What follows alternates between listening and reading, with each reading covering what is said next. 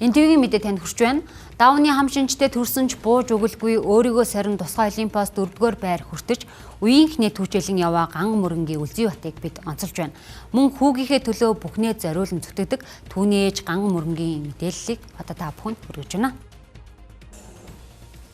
Үеийн найзуудаа давчхаад жудоо хэмээн цээжээ дэлтэн өнгөрөх энэ хүүг Үлзий Бат гэдгээ. Тэрээр жиж цүгийн улсын аваргын алтан медалыг 2 удаа хүртэж тусгай Олимпиас 4-р байр эзэлжээ. Мөн жиж цүгийн дэлхийн аврах шалруулах тэмцээнээс дид байр хүртэж байсан амжилттай яваа юм а. Жижигсэлтэй байлда, гарта байлда, эсэлтэй байлда, дүүтэрэлтэй байлда, гука аавчтай эгээс байлда. Ийж таатигатаа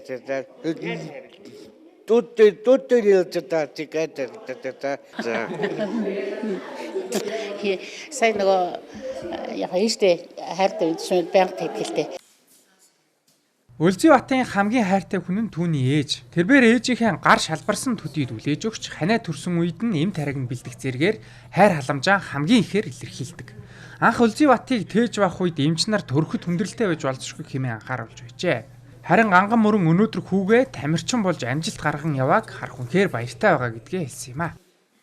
Тэгээд яг намайг юу зөвжсэн гэхээр замааны хүүхдийг хаач авахгүй дээ, хинч хичээлгүй дээ, одоо авч хичээлгүй дээ гэсэн бодол айгүйх байдаг байсан надаа. Тий. Айгүй халамжтай штэ. Би Игвэн нэр юугаар хэлэх аргагүй л гэмтэй. Тухайн үед бол яах вэ? Ерөөсөө хөмөрдсөн юм шиг л байгаа шүү дээ.